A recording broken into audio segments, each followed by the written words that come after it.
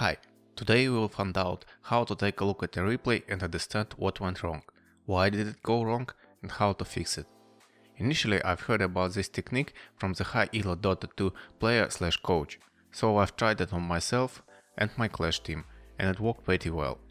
In my case, I am finally able to understand what happened in games where I was doing good but still lost. As for my Clash team, we were able to win Tier 2 and Tier 1 Clash tournaments last year, mostly because of our replay analysis. There are 5 things that you need to take into consideration to understand what happened in the game. To make things easier, I will try to explain them through one of my games. This game has been played on Gold Smurf, and this game is a classic example of the player playing a good game but still losing it. This is probably one of the most annoying and relatable situations for everyone. Start by asking yourself a warm-up question.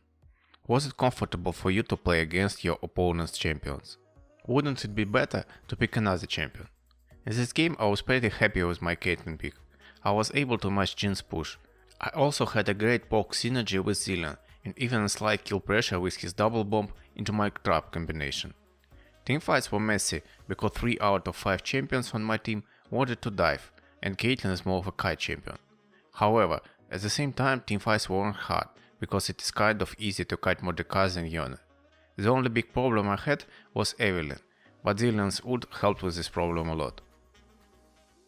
Now let's move on to the things that will take a little bit more effort. Open game stats in game history. Click at Overview and take a look at the team gold advantage graph. Write down the timestamps of the sharp drops in the chart. These drops show the biggest mistakes that your team made. You can also remember rises in the chat, if you want to understand what made your team get ahead. But I prefer to analyze mistakes rather than successes. You can find an explanation why I do this in my How to Not Tilt Part 1 video. There are 6 sharp drops on our graph at 13, 19, 24, 30, 35 and 38 minutes. Let's remember them. We will need these timestamps later. Alright, time to open the replay and watch our actual gameplay. What should we look at? Usually the biggest mistakes lead to your death. So, when you get to one of these, rewind and analyze what happened. Did this death happen because of the macro mistake, or was it a micro mistake? Take a moment and think, was it possible for you to completely prevent the situations that led to your death? Were you in the wrong place at the wrong time? If you were in the right place, then probably your mistake is in your micro. Let's take a look at some of our death. Here we have just killed a bot on tier 2 and had a dragon in 20 seconds. However, I decided to grid and take a red buff while having no vision around it.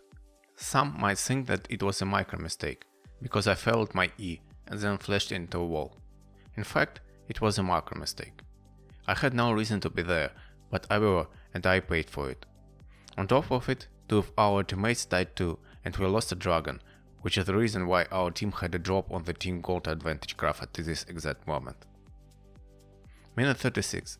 We are doing fantastic with an 11-3-14 score. We've just won an insane teamfight basically by ourselves and got a dragon for it. In fact, somehow, our team was finally ahead in gold. However, somehow we will throw everything by dying 3 times in just 3 minutes. Here's our first death. I woke up into a non-warded jungle, while our mid laner clears mid and our jungle isn't with us. I see Rakan, but I still move in and instantly die to Evelynn. A disgusting mistake that gave Evelynn 1000 gold. Somehow our team wins the teamfight, so we don't lose straight away. But because I am dead, our team can't take Baron. Just a minute later, I've done basically the same mistake. For some reason, I stand in the front line, while we are trying to catch someone in our jungle. Obviously this doesn't went well. There was no reason for me to be that close to the opponents, while their dangerous abilities are up. This mistake leads to my team losing Baron and an advantage on the team gold advantage graph. 1 minute later, I'm standing in the middle of a lane waiting for my teammates to clear the jungle and join me to defend the towers from Baron push. Sadly, what I was not thinking is that I'm playing against an invisible champion, and there is no pink ward near me. I get flashed on and die in less than a second. Again, there was no reason to be where I was. I needed to stay near my tower and just wait patiently. This time mistakes lead to my team losing the teamfight and the game. Remember timestamps that we've saved for later? Usually after you analyzed your death, you should take a look at what happened in the game during these moments. Your goal is to ask yourself, was it possible for me to influence the situation? If the answer is yes, then would it be the most profitable action for my team? Wouldn't it be better for me to do something else?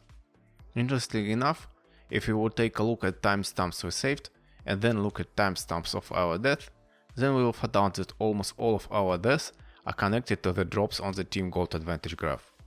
This makes our analysis a little bit faster, because we don't need to go over the timestamps separately from our death.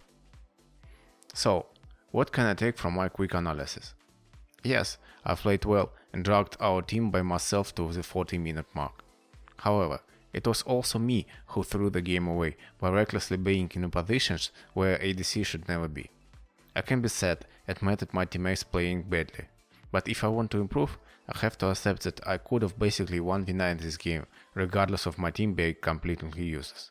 In the end, I lost this game because of my mistakes, not because of my teammates feeding. After you are done with figuring out why did you lose the game, take a look at did you spend your time efficiently. Did you always spend your time to get some kind of advantage, or did you just run around? Every second of a game you should do something useful. Get the farm, get experience, get kills, or get objectives like dragons, towers, rift, baron. I won't go over this today because it will make the video unnecessarily long, but I highly suggest to never skip this step in your own analysis. By the way, you can set replace picked at 2x or even 4x as a step to save some time. Fifth, and the last thing that you can take a look at are your stats. I have a separate video about it. It should show itself in the corner of your player. If you are not a big fan of statistics, then I suggest you take a quick glance at the number of your deaths and CS per minute.